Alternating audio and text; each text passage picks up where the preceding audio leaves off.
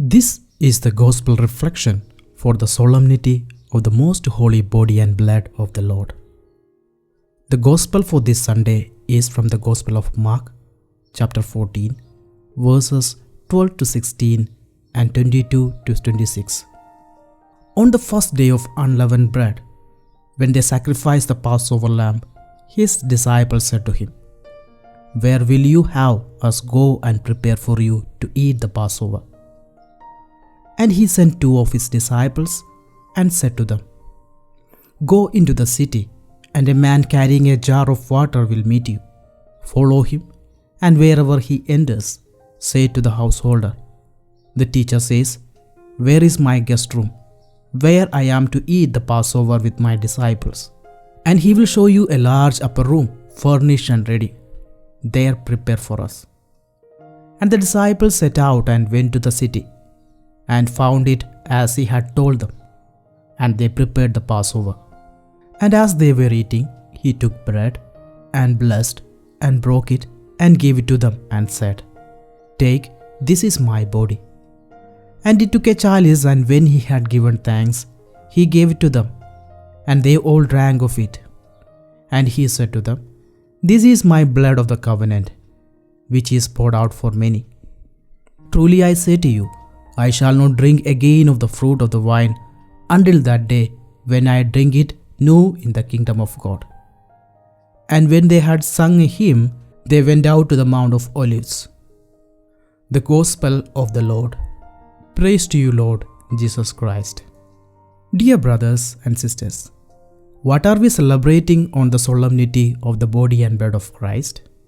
The answer is to be found in the Gospel, a simple, clear answer in the words of Christ. "Take, this is my body." These are tremendous and solemn words, and it is obvious that there are only two alternatives.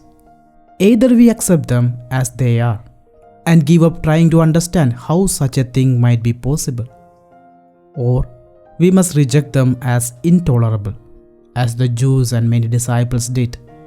The word "taste" does not refer to the act of breaking the bread, but to the thing which Jesus gives his disciples. That is, something which looked like bread and which was no longer bread, but the body of Christ. "This is my body."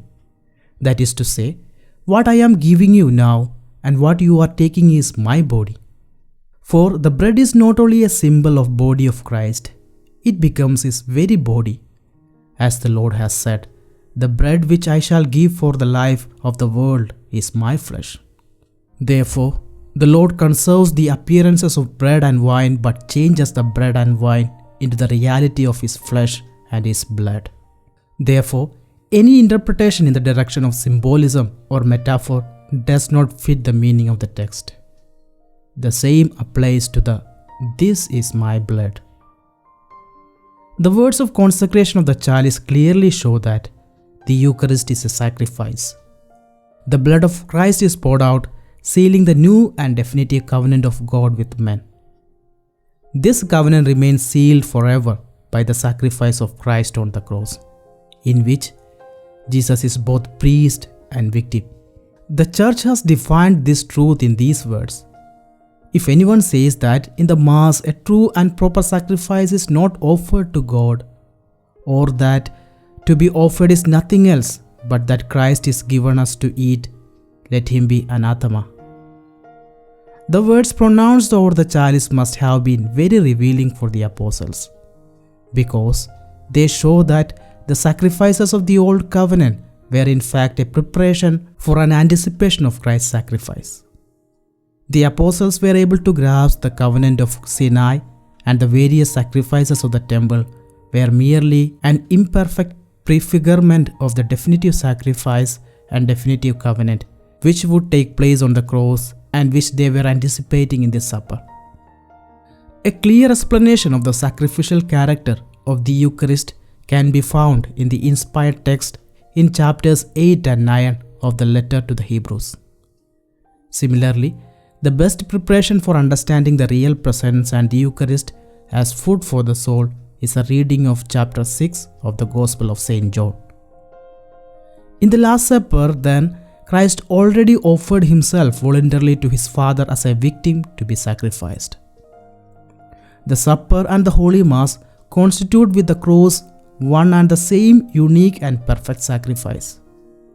For in all these cases, the victim offered is the same, Christ, and the priest is the same, Christ.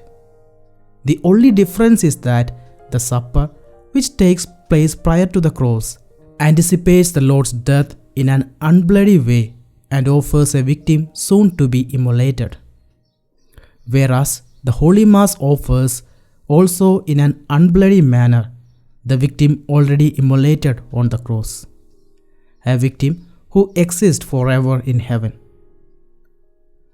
After instituting the Holy Eucharist, our Lord extends Last Supper in intimate conversation with his disciples, speaking to them once more about his imminent death.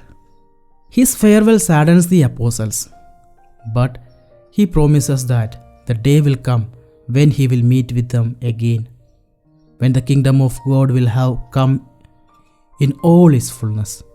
He is referring to the beatific life in heaven, so often compared to a banquet. Then there will be no need of earthly food or drink. Instead, there will be a new wine. Definitely, after the resurrection, the apostles and all the saints will be able to share the delight of being with Jesus.